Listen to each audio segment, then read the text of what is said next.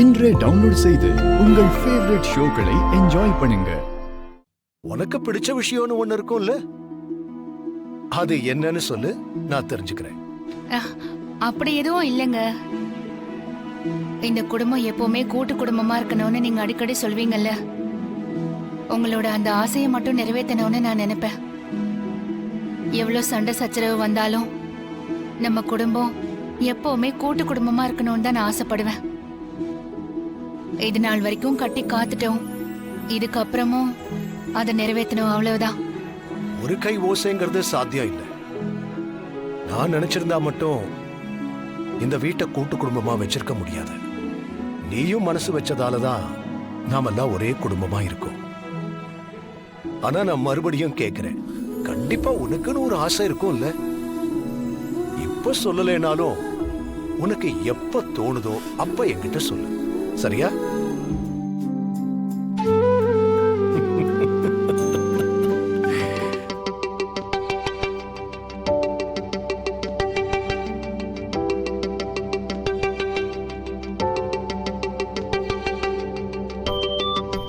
என்னம்மா ஜானகி, அரங்கேற்றலாம் பண்ணிட்ட, அடுத்து என்ன பண்ண போற?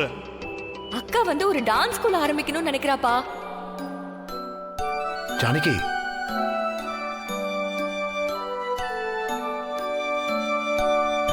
ஜானகி, ஐயோ சொல்லுங்க. ஏதோ பெரிய ஆசை இருக்கும் போல. நான் கூப்பிட கூப்பிட உன் காதல விழல. சச்சா, அப்படி எதுவும் இல்லைங்க. இப்ப சொல்ல போறியா இல்லையா? ஐயோ ஒன்னும் இல்லைங்க. நீ சொன்னாதான் நான் விடுவேன். இல்லைங்க, அப்படி எந்த ஆசையும் எனக்கு இல்ல. ஏதோ இவன் மனசுல இருக்கு, ஆனா சொல்ல மாட்டேங்கிறா. ஒரு நாள் உன் வாயில இருந்தே அதை நான் சொல்ல வைப்பேன் ஜானகி. தனா, ரகு எல்லா தப்பையும் மன்னிக்க கூடியவன் தான். ஆனா நீ அவன் விருப்பம் இல்லாம நீ வீட்டை விட்டு போயிட்டல்ல, இன்னும் அந்த கோபம் குறையாம இருக்கு, அவ்வளவுதான். அது எனக்கு புரியுது பாட்டி. ஆனாலும் அப்பா எங்களை மன்னிச்சு ஏத்துக்கிற வரைக்கும் நாங்க பொறுமையா காத்திருப்போம்.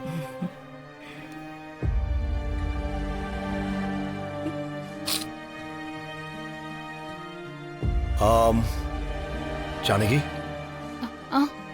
உன்னோட ஆசையை சொல்லு. மாயா ஆசைப்பட்டத நான் எப்படி கேட்பேன்?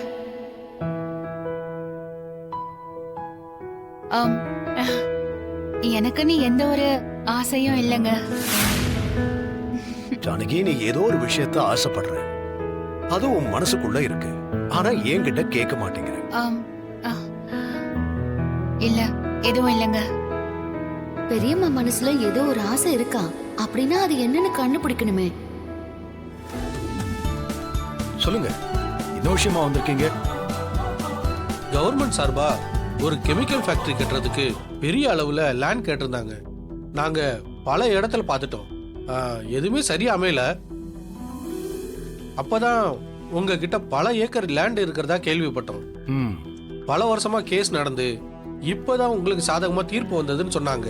அந்த இடம் விக்கிற மாதிரி தான் இருக்கு, ஆனா எங்களுக்கு வேற சில வேலைகள்லாம் இருக்கு. அதெல்லாம் முடிவானதுக்கு அப்புறம்தான் அத விற்கலான்னு இருக்கோம். இப்போ நீங்க வேற இடம் பாருங்க.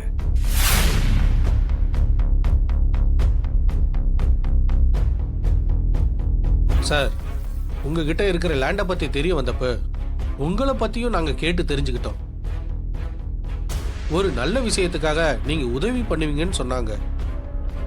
உங்க இடத்துல ஒரு ஃபேக்டரி வந்தா இந்த ஊர்ல இருக்கிற நிறைய பேருக்கு வேலை வாய்ப்பு கிடைக்கும்ல. அதோட நாங்க மார்க்கெட் வேல்யூக்கு தான் வாங்கி போன்னு நினைக்காதீங்க. உங்க இடம் ரொம்ப நல்ல இடம். மார்க்கெட் ரேட்டை விட டபுள் மடங்கு அதிகமா தர நாங்க தயாரா இருக்கோம். நிச்சயமா இது உங்களுக்கு நல்ல பெனிஃபிட்டா தான் இருக்கும். ஒரு கெமிக்கல் ஃபேக்டரி வந்தா அதோட கழிவுகள்லாம் எங்க போகும்? இந்த மண்ணோட நிலத்தடி வீணா போகும்.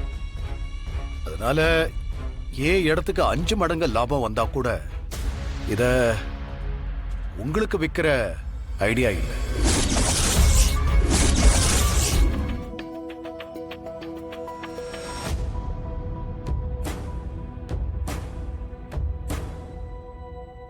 சொல்லுங்கக்கா. என்னங்க? என்ன ஜானகி? இல்ல, நம்ம இடத்த வாங்கினோன்னு 2 பேர் வந்தாங்கல்ல, ஆமா, அந்த இடத்த நாம ஏன் அவங்களுக்கே கொடுத்துடக்கூடாது?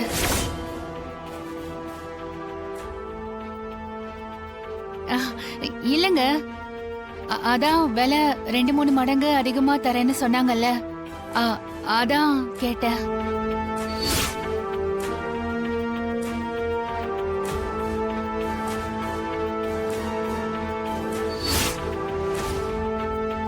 அவங்க கிட்ட இடத்த கொடுத்தா நமக்கு நிறைய பணம் கிடைக்கும்.